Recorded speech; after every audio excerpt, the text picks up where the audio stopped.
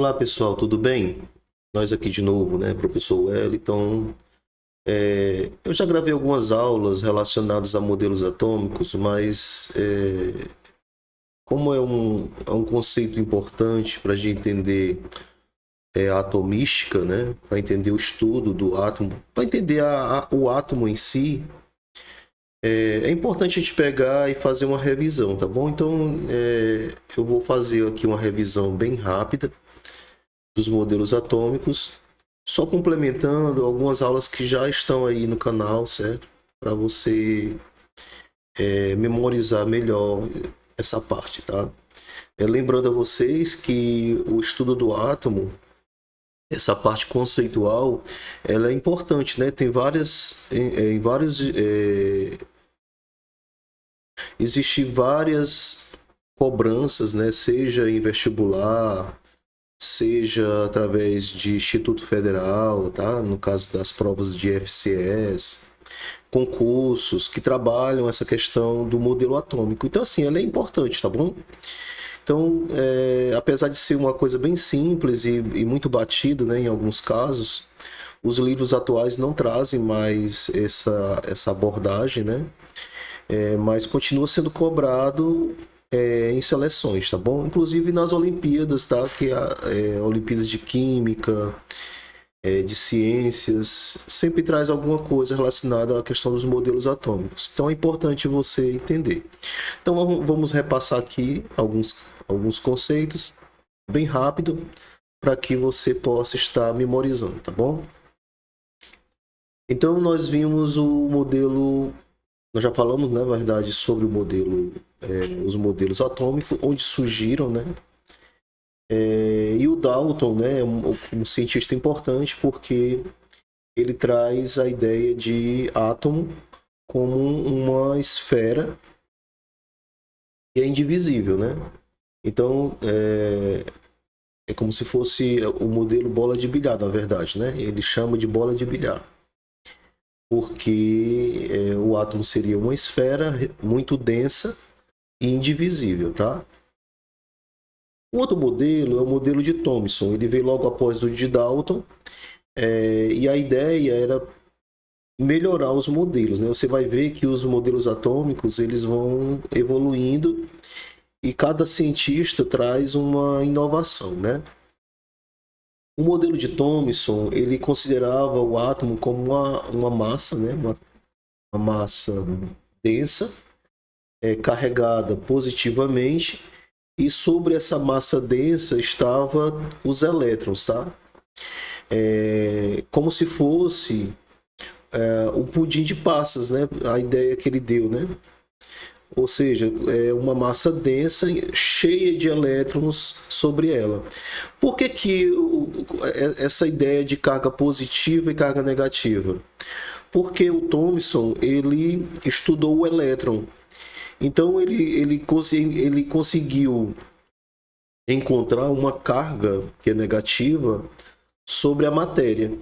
Então, como ele estudou o elétron, ele encontrou essa carga, né, sobre a matéria, então ele propôs que o átomo, na verdade, tinha que ter uma carga positiva para manter os elétrons sobre a massa, né, sobre a matéria. Porque era fácil de extrair o elétron da matéria, e para que o elétron existisse sem que a matéria fosse carregada eletricamente, né, com carga negativa, tinha que ter uma carga positiva para neutralizar essa carga negativa. Então se criou esse modelo, né, ele propôs esse modelo que ele chamou de pudim de passas, tá bom? Então esse é o modelo de Thomson.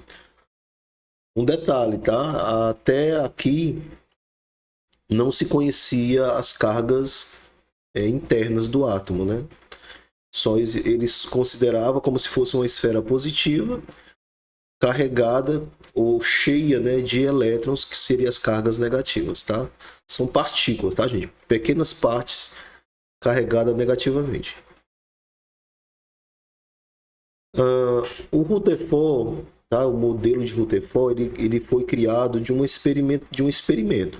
O Rutherford, ele era um aluno de Thomson.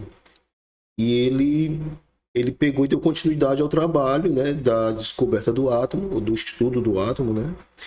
E ele fez a seguinte experiência: ele usou a, uma base, né, no caso aqui, como se fosse um bloco, que tinha dentro desse bloco o elemento polônio. Esse bloco ele era feito de chumbo para que a radiação do polônio, né, um elemento radioativo, o elemento polônio não tivesse como escapar essa radiação, e ele deixou um pequeno furo nesse bloco, tá? Um pequeno furo. Tudo que está sendo mostrado aqui, gente, é só para ilustrar, tá? Não dá para você ver radiação, não dá para você perceber, tá? Você consegue medir a radiação, mas ver visualmente você não consegue. Então o polônio ele é uma substância, tá? Que libera partículas alfa. A radiação do polônio é caracterizada por uma partícula alfa. E essa partícula alfa ela é carregada positivamente, tá? É uma partícula que saía do polônio, ou partículas que saem do polônio, que tem uma carga positiva, tá? Então essa é a ideia da radiação do polônio. Então o experimento é basicamente essa ilustração aqui, tá? Ele colocou um anteparo, tá? Esse anteparo ele tinha um revestimento com um material que era fluorescente para poder verificar os locais onde essa radiação ela atingia, tá? Então foi colocado, tinha uma entrada, né, como está mostrando aqui, e essa radiação ela passava e atingia essa parte aqui desse anteparo. Mas o experimento não era só isso, né? Tinha mais elementos. Então, ele colocou uma lâmina bem fina de ouro, tá? De material, no caso aqui de ouro, para que a radiação batesse nessa lâmina e ela permanecesse na lâmina, porque a ideia era provar que o átomo era denso, né? Era uma estrutura compacta, densa, e se esses átomos, essa matéria, né, ela é densa, então não deveria passar a radiação, né? Ela deveria ficar confinada ou simplesmente não passar dessa lâmina de ouro, né? Mas o que aconteceu foi que aconteceu algo diferente nesse experimento. Quando foi liberada a radiação vinha, batia na lâmina de ouro e simplesmente atravessava a lâmina, né? O mais interessante não é só que atravessava, mas existia um desvio em alguns cantos, né? Foi constatado que essa lâmina, essa radiação, ela batia em cantos diferentes ou sofria um desvio aqui, ó, quando batia. O correto era o quê? Bater, se fosse para atravessar reto, mas o que acontecia é que tinham desvios tanto para as laterais, como também tinham desvios de retorno, né? Então aqui, ó, você vê que o elétron retorna, que a radiação ela retornava tocando no anteparo em posições diferentes, tanto para frente como voltando, né, essa radiação. Então, depois se construiu, né, uma ideia. Daqui já mostramos aqui o experimento que foi feito, né, fluorescência e os desvios que aconteciam. Ora, o Rutherford ele concluiu que o átomo, vamos imaginar que cada bolinha amarelinha dessa aqui seria um átomo de ouro, do elemento ouro. Então, o que ele concluiu, né, com o experimento? que quando a radiação alfa, que era carregada positivamente, ela era liberada e ela pegava e saía dali do confinamento, né? Ela passava aqui, ó, em linha reta. Quando ela atingia a lâmina de ouro, os átomos, eles tinham espaço entre eles. Se você observar aqui, aparentemente não tem espaço nenhum, né? Tá tudo totalmente fechado. Mas o que ele concluiu foi que existia espaço entre os átomos, de forma que aquele feixe que atingia diretamente o anteparo, passava por linhas retas, né? Seria essa ideia aqui, né? Passava em linha reta, atravessava a lâmina de ouro e atingia o anteparo. Isso mostrando que, na verdade, a lâmina de ouro, os átomos, na verdade, tinha espaço entre eles. Apesar que aqui mostra que não tem, né? Mas existe um espaço entre eles. A outra situação é que, se você observar nesse feixe aqui, quando ele passava próximo desse pontinho preto, ele atravessava, né? E desviava a rota dele, né? Não era reto, tinha um desvio, que era exatamente essa situação aqui, né? Um desvio que o feixe causava, né? Era para ser reto, né? Mas passava desviando.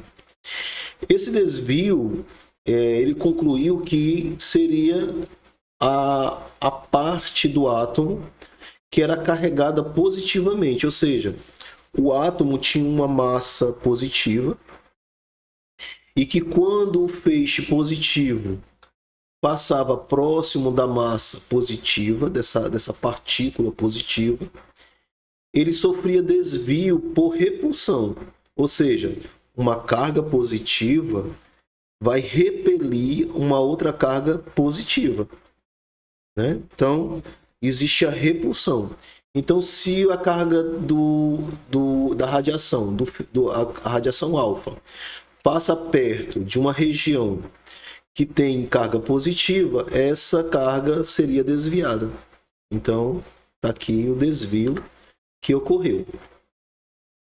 E o caso dos que voltavam, né? Aqui os que sofriam ele fazia um retorno. Ele batia na lâmina e retornava.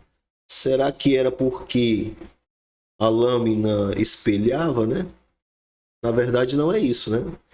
É porque a conclusão que ele tomou, né? O Rutherford, que quando a partícula alfa batia na parte positiva, que era uma parte densa, né?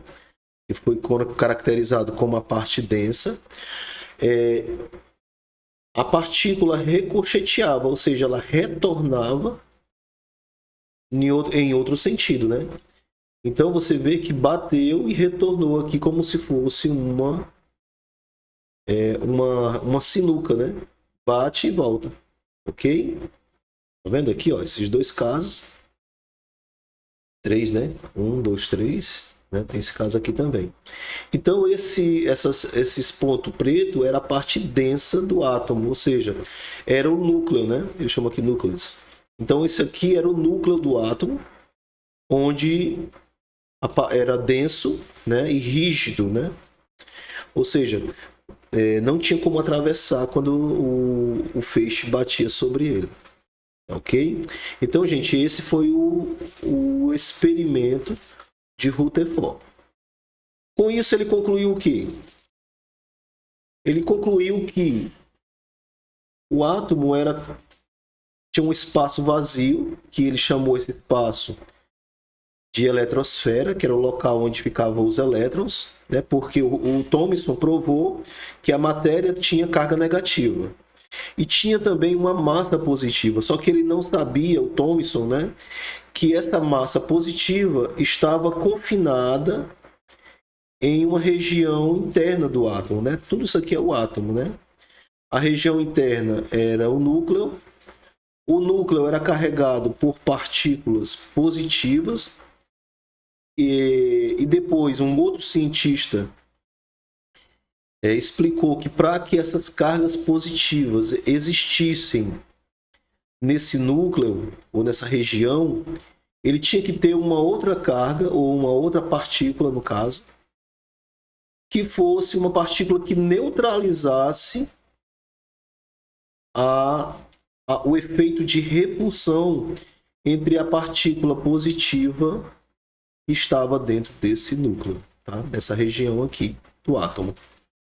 Então, o Rutherford ele descobriu que o átomo, na verdade, era divisível, né? Ele tinha divisões.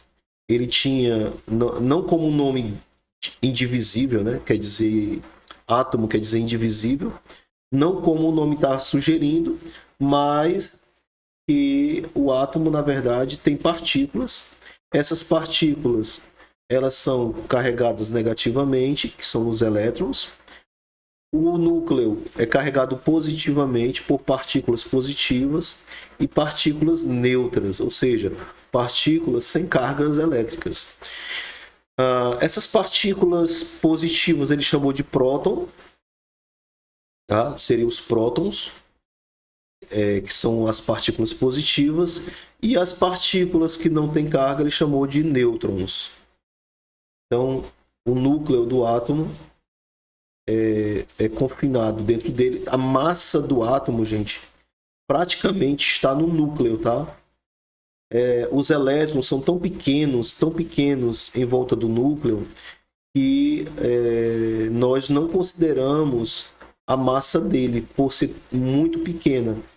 Então, basicamente, a massa de um átomo está confinada no núcleo dele, ok? Então, esse foi o modelo de Rutherford.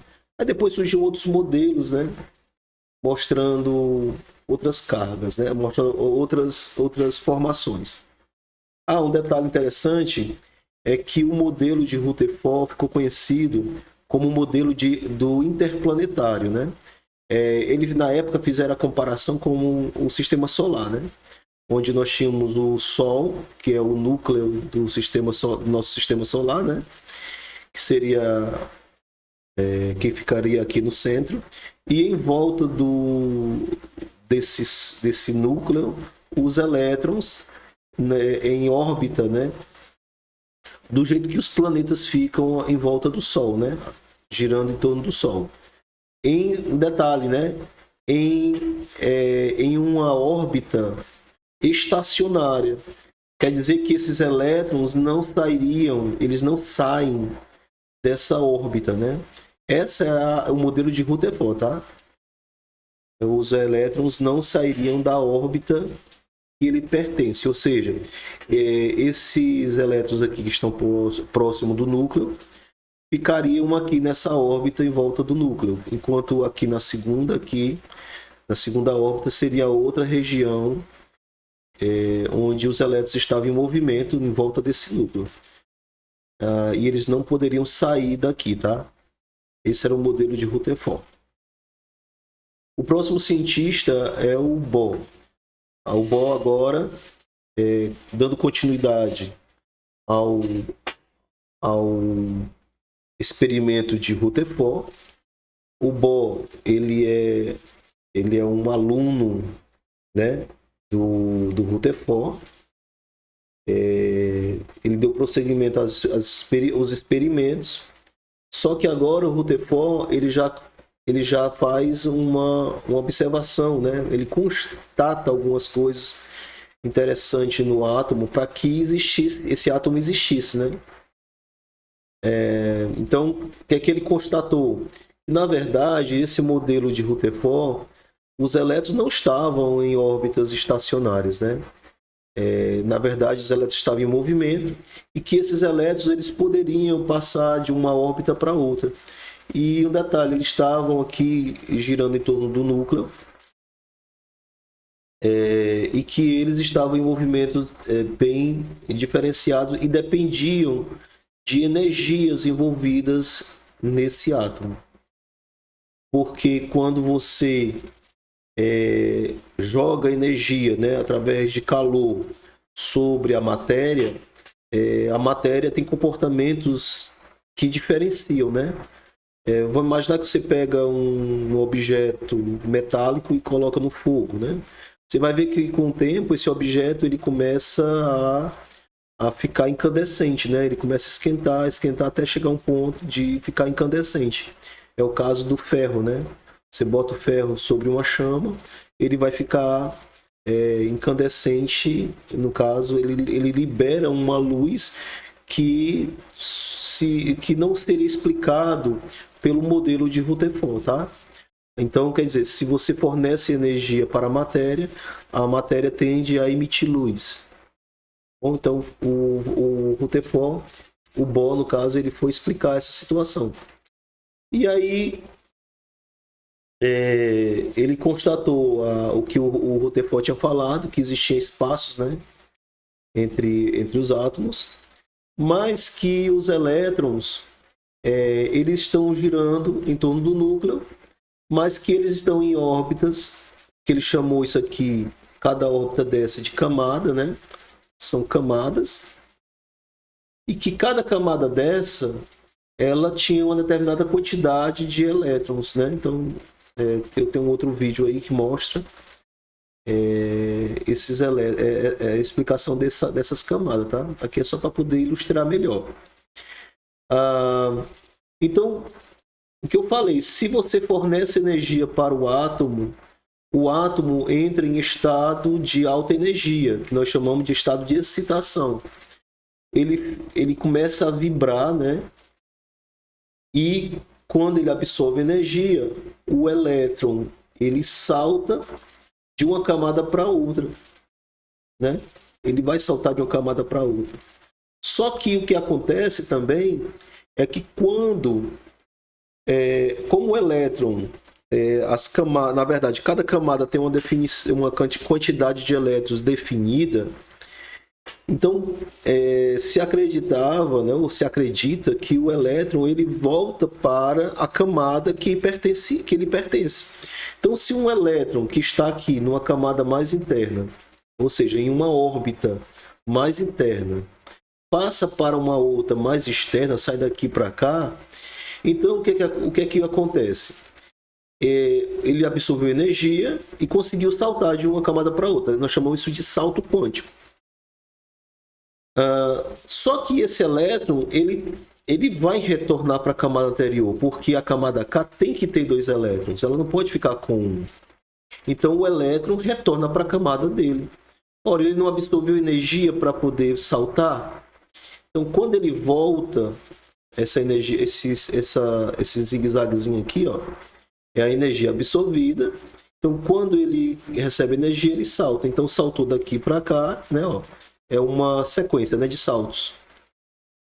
Mas quando ele retorna para a camada original dele, a energia que ele absorveu, ele libera. Né? Então, tá aqui uma outra forma, né, de mostrar. Então, a energia que ele absorveu, essa daqui, ele saltou para cá, para outra camada. E quando ele volta para a camada dele, ele vai liberar essa energia. E essa energia que ele libera, gente, ele vai liberar em forma de luz. Aí é a explicação pelo qual você vê aquele metal que eu falei, né? Que foi aquecido no fogo, o ferro. Liberando a energia absorvida, ou seja, absorve energia e libera luz, absorve energia e libera luz, ou seja, está transformando energia térmica em energia luminosa, que o Rutherford chamou de fóton, né? Que seria essa energia visível, tá? Essa energia visível em forma de luz. Então, esse é o modelo quântico de Bohr, tá? Ele melhorou o Rutherford, né? Tanto que alguns livros trazem o nome Rutherford-Bohr, ou seja, é o modelo de Bohr melhorado pelo Bohr. Então, o cientista Niels Bohr fez essa explicação. ele falou mais coisas, tá? É o assunto da nossa próxima aula. Então, agora eu peço a vocês que estejam. Não esqueçam de deixar o like de vocês para dar relevância, tá, gente? A gente percebe que muitos assistem o vídeo, mas não dão joinha. Dá um joinha aí pra gente, para dar uma força no canal. Se inscreve no canal para ver a próxima aula, tá? Geralmente a gente está trabalhando com vídeos uma vez por semana, no mínimo. É um vídeo aí para vocês estarem estudando. E vai ficar aqui no canal para ficar para gerações, né? Tá bom? Então tá aqui o modelo, o exemplo, né? Do modelo de Rutherford, no caso de Bohr, modelo de Bohr, onde fica aqui o núcleo, tá? O núcleo tem uma camada K, onde essa camada K ela suporta até 2 elétrons, quer dizer, o Bohr ele traz a quantidade, né? A quantidade de elétrons por camada. E ele explica essa quantidade de elétrons através de energia. Então, cada camada que o átomo tem, ele diz que essa camada são níveis de energia. Ou seja, existem 7 camadas aqui, e essas 7 camadas são 7 níveis de energia. Então você tem a camada K, que é o nível 1, tá? Com 2 elétrons que ela suporta. Ela pode suportar até no máximo 2 elétrons. A camada L é a segunda camada com 8 elétrons que ela suporta. A camada M, ela suporta 18. A N, que é a camada 4, ela suporta 32. A O suporta 32, que é a camada 5, né? A camada 6, ela suporta até 18, e a camada Q suporta até 4 elétrons, tá? Se você observar, da P para Q vai ter uma diminuição, né? Você tem aqui uma sequência que se repete, mas aqui vai diminuindo. Por quê? É a camada mais externa, tá? E nós vamos chamar lá no futuro de camada de valência. A última camada, gente, é aquela camada mais sensível do átomo. Por que é sensível? Ela tem uma quantidade de energia muito grande, ela precisa de muita energia para existir, tá? São 7 níveis de energia, lembra? Então a camada mais interna é aquela que precisa de menos energia, e a camada mais externa é aquela que precisa de mais energia. Então você pode até fazer uma exemplificação, né? Que como precisa de mais, ela suporta mais elétrons, então ela precisa de mais energia. Então as últimas camadas têm que ter muita energia.